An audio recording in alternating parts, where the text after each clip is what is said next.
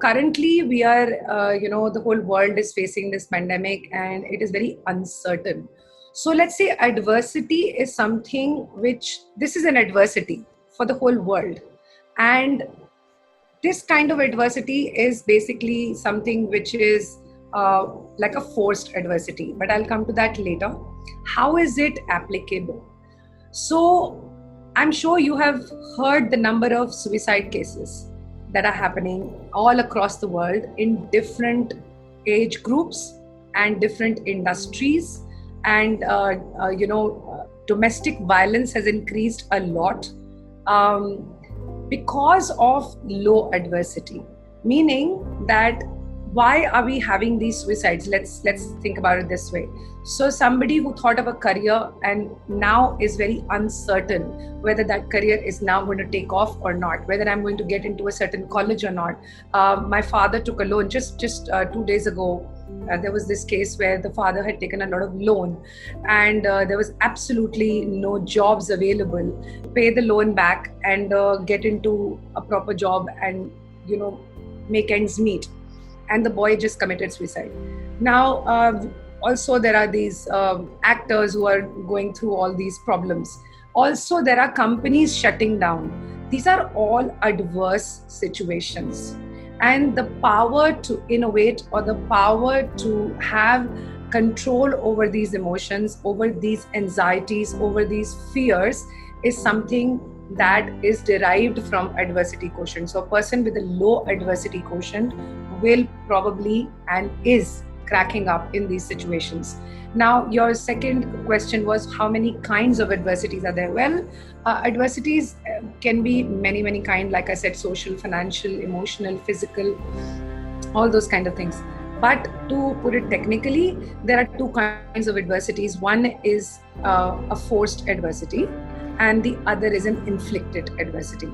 And very interestingly, both of them have a very, very different approach or a different perspective. So let's talk about forced adversity. What we are facing currently is a forced adversity, meaning there is no contribution of the human beings involved all over the world, whereas they still have to go through the problems that this pandemic has caused or will be causing in the near future. So any kind of natural disaster, any accident that occurs even on the road is something which is like a forced adversity. Let's take a corporate scenario. If you are working in a corporate world and because of your subordinate or your colleague or your bosses, some kind of problems were created where you were just caught in it. You didn't do anything to initiate it. That is a forced adversity. The other one is self-inflicted adversity, which is a mix of good and bad. I'll explain both. A bad adversity, of course, we know that if you have a certain amount of alcohol, you're going to be meeting with an accident if you're driving, and that is self-inflicted adversity. Or you're on drugs, or those are extreme examples. But even if let's take domestic violence situation, wherein it's a combination of forced and inflicted both, because one is forced on you where you are the victim, but the second is you're also taking it and facilitating the other person to create adversity for you. So that is uninflicted adversity. Let's come to the part where self-inflicted adversity is considered good. This is a little, different perspective for people to understand, because I'm sure they didn't look at it this way.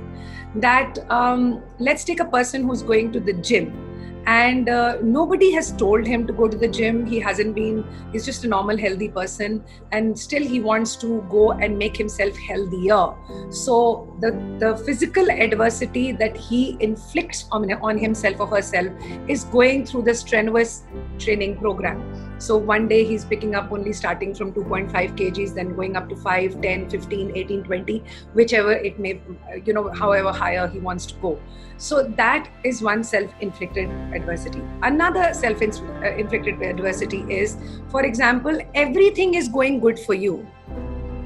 A place where you are in life where everything is going good for you, but you still want to challenge yourself and do something different than what you've been doing till now, that is coming out of your comfort zone. That is really putting yourself into a place where you have to work harder, think out of the box, innovate. Not because there is something happening outside in the world, or not because you're facing a financial crisis and you're forced to think, but just because you're a person who wants to challenge himself or herself. That kind of adversity, normally almost in 99% of the people, it comes out to be beneficial. It comes out to be, it increases a lot of self-confidence. So that kind of self-inflicted adversity can be actually good for you. So I hope I have answered your question.